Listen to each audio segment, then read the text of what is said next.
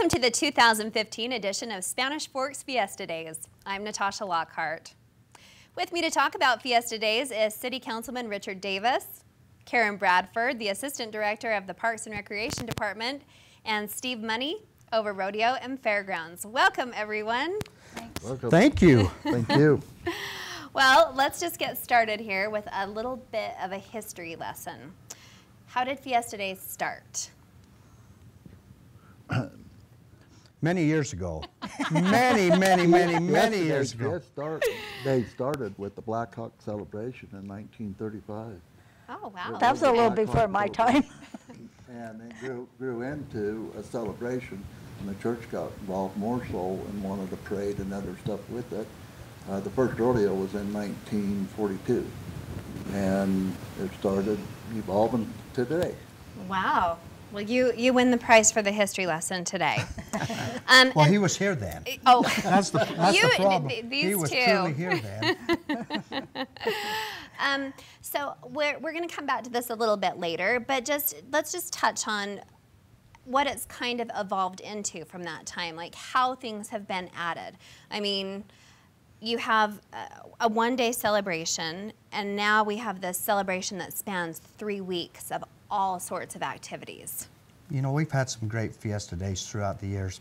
This is my 8th year as a city councilman representing the city council in Fiesta Days. And we started 8 years ago deciding that we needed a chair, a past chair, and a pre-chair type of deal. Okay. Because people were getting burned out doing Fiesta Sure. Days. Mm-hmm. And we brought that into that concept, and I can't tell you how that has turned Fiesta Days into what it is today.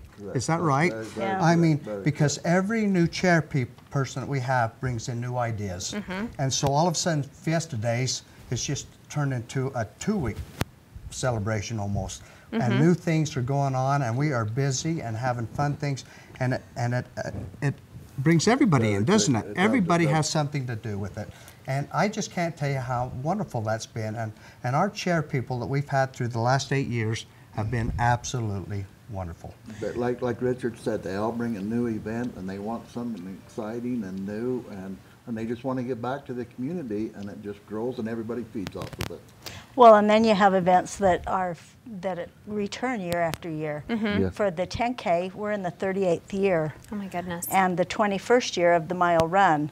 So you do things like that, and the community likes it. And because Fiesta Days is a time that families come home and enjoy the celebration, they plan their vacations a lot of times around it. Yes. Then you get a lot of people that have lived here once and come back and do those kind of events year after year.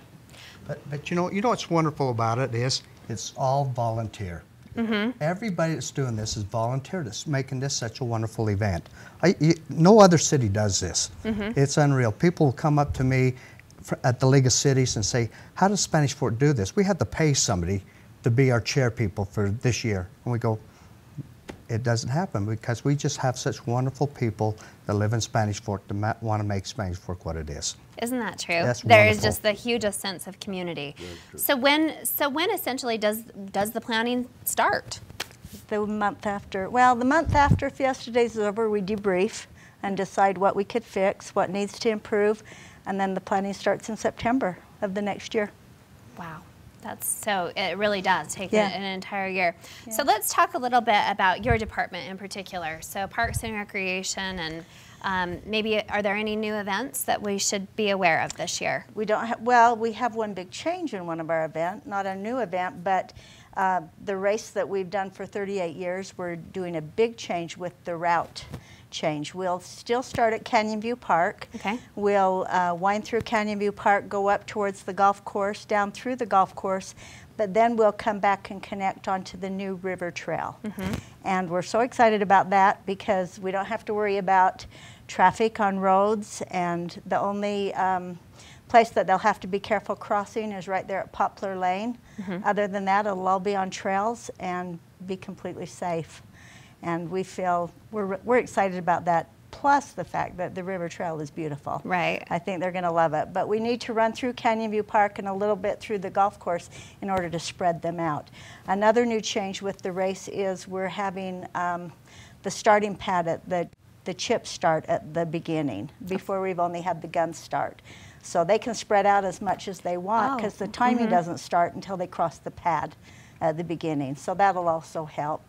And then the mile run will be completely at the sports park. And it'll just start at the sports park and wind around and come back and join back into the trail. And so it'll be awesome. All right. What about any, are there any tournaments that we should be aware of? We have a softball tournament, and this year, years ago we used to have men's and women's softball, and women's softball tournaments seem to be making a little bit of a comeback, so we decided to offer a women's division in our softball tournament this year, so hopefully we'll get enough teams to be able to hold that. We have our family favorite kickball tournament, where it's kind of a return to grade school, and they get to throw the ball at people, not at their heads, but they get to throw the ball at people to get them out. And then the tennis tournament, and a golf tournament. So, wow, lots going on. And I would suspect that we can probably find out more information about that everything's online. on the website. There's still time to enter.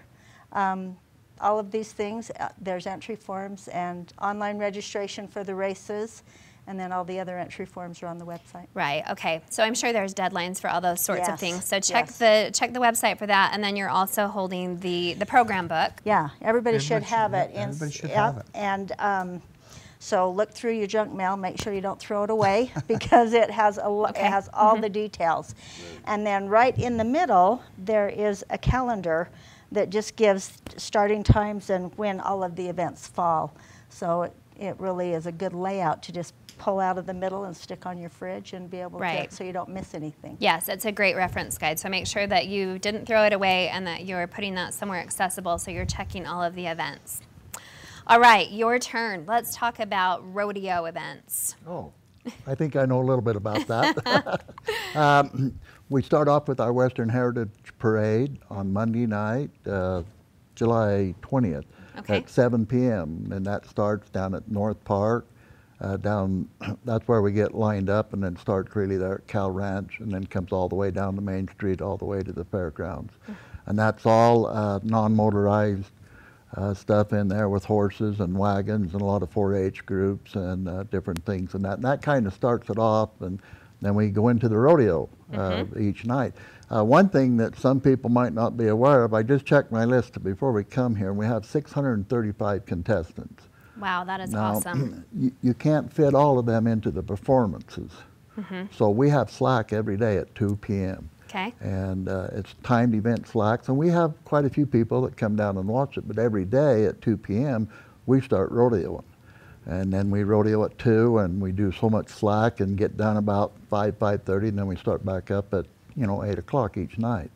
But one thing I would like to thank is all the sponsors.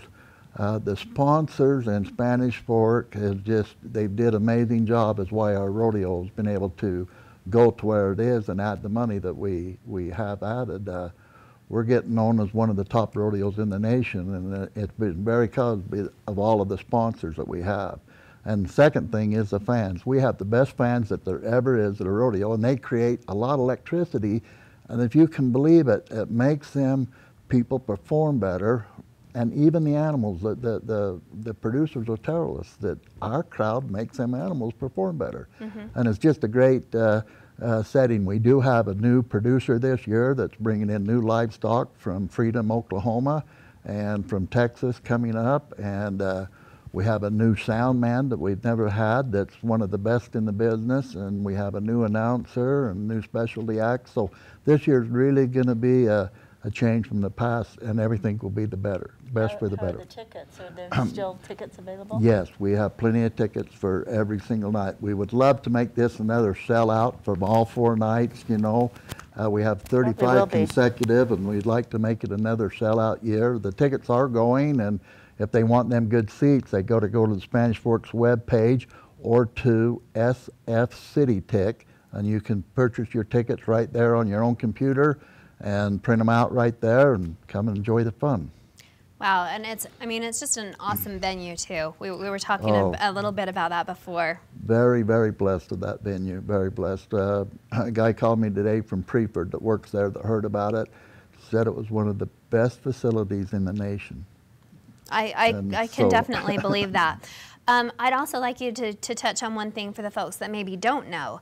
What is the difference between just a hometown rodeo and a PRCA rodeo? These people in the PRCA are making their living at Professional Rodeo Cowboys Association. Yep. So they're all governed by rules and everything. I just talked to a couple people today. They called me and they missed the deadline for entering the rodeo by a minute and a half. Oh my goodness. And they can't get into it. And but they have to do it all through the PRCA in Colorado Springs, where it all takes place in order to that. And then we furnish the venue and we put the show on and that, but it's all governed through them. And this is the first step of going to the NFR down in Las Vegas. This is one of the stepping stones that makes it there. Right. Well, we appreciate that. Thank you. Thank you for educating us on that. And then finally, what about some new events overall this year? Maybe the Millennial Choir. That's going to be a great opportunity for people to come and see a choir that's unreal. I put them up there with the Mormon Tabernacle Choir. We went and seen them with the mayor and our wives and with our committee a couple of months ago up in Salt Lake at Bravenel Hall, and I can't tell you how wonderful these people are, and they're volunteers too, and they're just little kids all up to grown-ups. They're just fantastic, and if you do not go to this, you're going to miss out on something very, very wonderful. And it's a patriotic type of entertainment. You know, if you're an American, you know, it's just, you just want to go to it. You'll want to go to it. And besides all the voices, from, like you said, the kids all up to the adults, there's like an 80-piece orchestra that accompanies them. Right, yes. I think I was reading that, and like Millennial 500 Orchestra and voices choir. that contribute. From Arizona and Texas and California, and a big part from Utah, our own choir that's here in Utah. And our what do you call Corey? What would Corey be? The conductor? Conductor. Local person lives right here in Spanish Fork, and he is absolutely wonderful. I just can't tell you how great he is. He is truly a wonderful professional at what he does. And he lives right here in Spanish Fork, and he's going to be leading, conducting this wonderful choir. Amazing. And so your tickets are on sale right now. Okay. Right now, and I know that John and Lana Mendenhall are going to talk about the Millennial Choir. But anyway, I just want you to know that you need to get these tickets now and come to this. This is on Friday the 17th. Is that right? It starts at 8:30. At the fairgrounds. At the fairgrounds. At the fairgrounds. I mean, yeah, that's going to be amazing. It's something new, but it is fantastic. So is that also sfcitytix.com? Yes. Yes. So isn't that Yes. amazing that we have our own ticketing program? That So is that's just, absolutely I mean, wonderful. that's another great thing, right? Right. Yeah. And then the big weekend, the parade. Let's talk a little bit about the big parade. It's so fun. The parade is great. I mean, people have so much fun at it, and that's what it's Right. all about. You know, from the very beginning to the very end, we have some great entries. We hope we get a few more floats than we've had in the past. But anyway, it's just a wonderful, wonderful event. But the one thing that we want to stress about the parade is safety. 5 or 6 years ago, we had a little boy get run over. They were out chasing candy, got caught underneath the wagon, and luckily, he didn't get hurt. I mean, it was just lucky. And then the same year, we had a little girl caught in between the horse's feet and bucked off one of our queens, and she broke her leg. Oh dear. But yet she jumped back on the horse and rode the rest of the parade with a broken leg. But we don't want to see that. And so the Right. next year, if I remember, we banned candy altogether. You couldn't have, and that's what was happening, is they were throwing candy from their vehicles. Right. And so we banned it the next year. Well, you know, people want to have that candy, and that's part of That's fun for the kids. That's part of our heritage, part of our parade. And so the next year we decided to do something a little different, and we drew fog lines along our parade route. Okay. There's a white line along the parade route, and we're just asking that everybody stay on the outside of that fog line. And we've asked the people that are in the parade that have candy, that have walkers, and they'll walk along the parade route and they'll hand the candy out. Or toss it back, Okay. yeah. Yes, and toss it from there. So it keeps the kids from coming in and getting next to the floats and that. Sure. And we'll have volunteers that will ride up and down, and we'll have some football players that we're having help us this year. You know, just try to keep the crowds back a little bit. And we just want people to understand that we're not trying to be mean. We're trying to make it so it's safe and everybody's going to be happy. I mean, honestly, wouldn't it be terrible if somebody got hurt in a parade? That would just be terrible. Whole family together we would and- not yeah, want to see no. that. And so we're just asking the people have fun, use their common sense, and sure. let's have a good time, because that's what a parade is all about. It's to have a lot of fun, isn't Well, it? them kids just keep following the float, but them people in the float, a lot of them people, the way them floats are designed, they can't see back there. Oh no, and see I what's going on absolutely, there. I So get it. I have two they- little they ones and just they get can't see. overzealous and trying to corral them. So, So we're gonna anybody tr- that's trying to keep them in line, I'm all for it. That's true. So we're going to try to keep everybody in the center of the road in the Sure. parade, and keep the kids and people on the outside Behind the fog line. and behind the fog line. And any That- parade entry that does have candy and that, they're fine to do it, but they just gotta walk over and hand it to them people on the side. All Because that's right. what it's about. Yes. Well, Let's have fun. Yes. Let's enjoy Fiesta well, Days. let's make a note of that, and then just also on that note, since we're talking safety, let's just remind everybody to stay hydrated and bring sunscreen because Yes. that happens sometimes too. Yep. We do start Fiesta Days tomorrow. City Council, we're going to have everybody come from our chair people. We're going to put on our cowboy hats, give it a There we go. hee-haw, and Fiesta Day starts Be underway. tomorrow, Awesome. which is Tuesday the 7th. Fantastic. Fun, huh? Well, nearly a month long. Well, let's just circle back then and talk a little bit more on kind of how Fiesta Days has come to be and how it's shaped the community and what it means to the community. Feels like home. It feels like home. That's what our theme is. People come back from all the classes, graduation. They have graduation Right. parties, and they come back here. They see their families and friends. It's just been going on for years and years and years, and that's what it's all been. What it's all about. Good. Feels like home. Well, and the new people that have moved in are learning, and they're just encompassed right with it. And so that we want them to quickly feel at home, that this is their home, and that there's great traditions here. Yep. All you have to do is come down, especially on Kids Day at the city park, and see all the smiles, except for the grown-ups that were waiting to get over. But a lot of people enjoying that very, very Yeah. much, very much, very much. The best celebration in the state, by Absolutely, far. By absolutely. far. Yeah, absolutely, agreed. Well, we're looking forward to it. Thank you so much for your It'll be time. great. Thank Thank you. you. Thank you. This year's Fiesta Days appears to be the biggest and best ever. Thanks to Councilman Davis, Karen Bradford, and Steve Money for being a part of the conversation. We invite you all to be a big part of our community, and we'll see you at Fiesta Days.